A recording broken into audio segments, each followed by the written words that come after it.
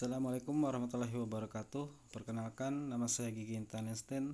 Saya guru mata pelajaran Pendidikan Agama Islam dan Budi Pekerti di SMP Negeri 22 Oku. Saya merupakan mahasiswa dalam jabatan BAT 1 tahun 2023 di RPTK UIN Syekh Ali Hasan Ahmad dari Padang Sidempuan. Bismillahirrahmanirrahim. Assalamualaikum warahmatullahi wabarakatuh. Innal hamdalillah nahmaduhu wa nasta'inuhu wa nastaghfiruh wa na'udzu billahi min shururi anfusina wa min sayyiati a'malina. May yahdihillahu fala mudilla lahu wa may yudlil fala hadiyalah. Asyhadu an la ilaha illallah wahdahu la syarikalah wa asyhadu anna Muhammadan abduhu wa rasuluh. Amma ba'du. Anak-anakku sekalian yang dirahmati Allah, bagaimana kabarnya? Sehat? Alhamdulillah. Semoga Allah memberikan kesempatan dan kesehatan dan keluangan waktu agar anak-anak bisa mengikuti materi video pembelajaran ini yang bertemakan Al-Quran dan Hadis sebagai pedoman hidup. Perlu kita ketahui bahwasanya tujuan pembelajaran dari tema ini yang pertama, anak-anak mampu membaca surat An-Nisa ayat 59 dan surat An-Nahl ayat 64 sesuai kaidah ilmu tajwid, khususnya hukum bacaan alif lam syamsiyah dan alif lam qamariyah. Yang kedua, anak-anak mampu menghafal Quran surat An-Nisa ayat 59 dan surat An-Nahl ayat 64 sesuai kaidah dan tajwid. Yang ketiga, anak-anak mampu menjelaskan kandungan surat An-Nisa ayat 59 dan surat An-Nahl ayat 64 tentang kedudukan hadis terhadap Al-Quran sehingga dapat menampilkan perilaku semangat dalam mengamalkan Al-Quran dan hadis. Dan yang keempat, anak-anak mampu membuat karya berupa peta konsep, definisi hadis, dan fungsinya atas Al-Quran dalam simple minded. Baiklah anak-anak, kita lanjut ke materi.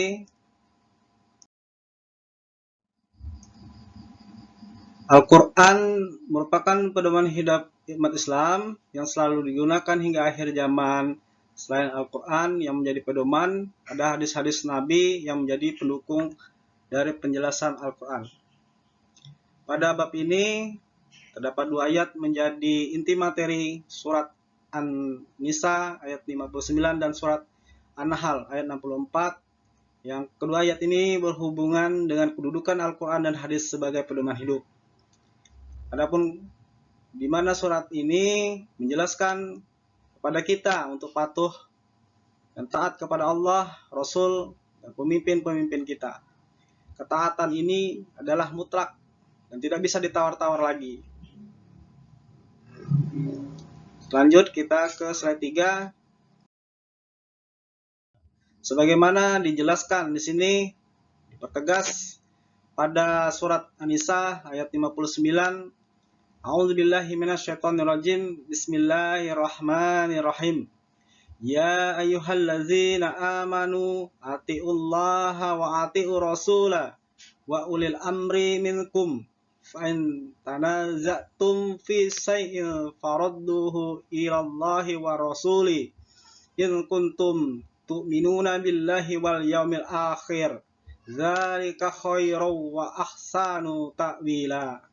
Yang artinya, wahai orang-orang yang beriman, taatilah Allah dan taatilah Rasul Muhammad dan ulil amri pemegang kekuasaan di antara kamu. Kemudian, jika kamu berbeda pendapat tentang sesuatu, maka kembalikanlah kepada Allah, yaitu Al-Quran dan Rasul sebagai sunnahnya.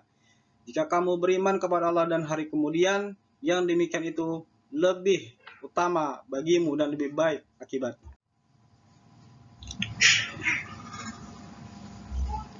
Orang yang taat kepada Rasul pada hakikatnya, anak-anak, pada hakikatnya juga taat kepada Allah. Hal ini dikarenakan tidak ada satupun perintah Rasulullah SAW yang bertentangan dengan perintah Allah SWT. Taat kepada Allah berarti kita mengikuti ajaran Al-Quran. sedangkan taat kepada Rasulullah SAW dengan kita mengamalkan sunnah-sunnahnya sebagai orang yang beriman. Wajib beriman kepada Allah dan Rasulullah sebagai pembawa risalah dari Allah Subhanahu wa taala.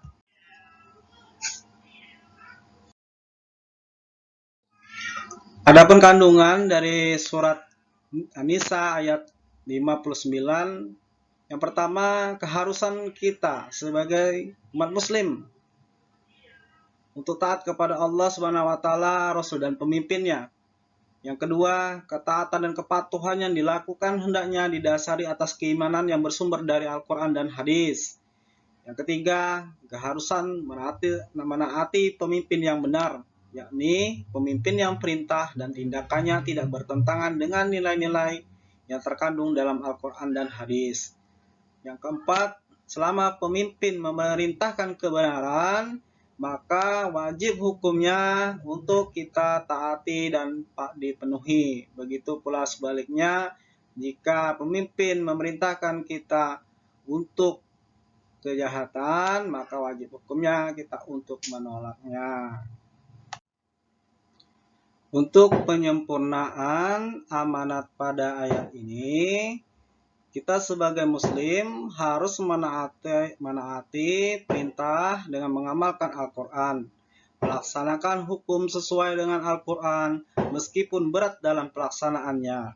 Muslim hendaknya meyakini bahwa perintah Allah SWT memberikan kemaslahatan dan larangannya untuk menghindarkan kemudaratan. Ajaran dari Rasulullah SAW hendaknya dilaksanakan sebaik-baiknya. Sebab Rasulullah SAW diberikan tugas untuk menerangkan dan menjelaskan Al-Quran pada manusia. Muslim yang baik, ia menaati ulil amri atau pemimpin selama kebijakan mereka tidak bertentangan dengan Al-Quran dan hadis.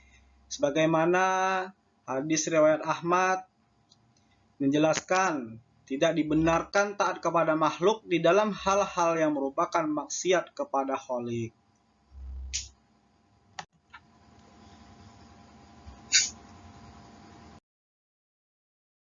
Anak-anak didikku sekalian, tolong diperhatikan. Pada surat An-Nahl ayat 64, Allah berfirman, A'udzubillahi minasyaitonirrajim, Bismillahirrahmanirrahim. Wa ma anzalna 'alaikal kitaba illa litubayyina lahumul ladzi ikhtalafu fihi wa hudaw wa rahmatal liqaumin yu'minun. Yang artinya, dan kami tidak menurunkan kitab Al-Quran ini kepadamu Muhammad, melainkan agar engkau dapat menjelaskan kepada mereka apa yang mereka perselisihkan, serta menjadi petunjuk dan rahmat bagi orang-orang yang beriman. Pada surat ini, Nabi Muhammad SAW diperintahkan oleh Allah maksudnya, untuk menjelaskan apa yang diperselisihkan dalam perkara agama. Penjelasan ini akan menjadikan manusia dapat membedakan perkara yang benar dan salah. Al-Quran menjadi tuntunan menuju jalan yang benar, juga menjadi rahmat kebaikan bagi semua orang. Kedua ayat di atas menjelaskan bahwa Al-Quran dan hadis menjadi sumber ajaran dan pedoman dalam menjalani kehidupan. Al-Quran berfungsi sebagai pedoman dan sumber dasar, sedangkan hadis berfungsi memberikan penjelasan atau rincian, yakni dengan menjelaskan maksud ayat atau memberi bimbingan untuk berperilaku sesuai tuntunan Al-Quran.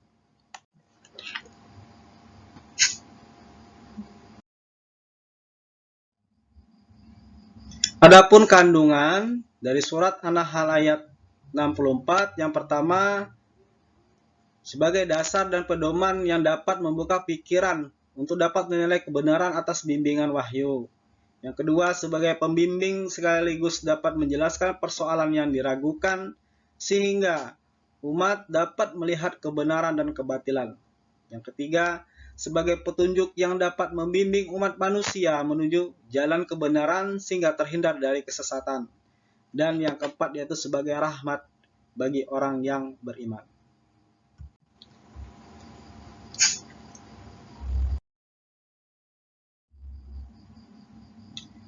Contoh-contoh perilaku yang mencerminkan surat An-Nisa ayat 59 dan surat An-Nahl ayat 64. Yang pertama, setiap umat Islam wajib patuh dan taat kepada Allah Subhanahu wa taala dan Rasul-Nya serta pemimpin selama perintahnya tidak bertentangan dengan syariat Islam. Yang kedua, selalu mengembalikan setiap permasalahan kepada Al-Quran dan hadis. Yang ketiga, meyakini bahwa Al-Quran dan hadis dapat dijadikan pedoman dalam kehidupan di dunia. Dan yang keempat, senantiasa memahami isi kandungan dari Al-Quran agar dapat membedakan sesuatu yang benar dan salah.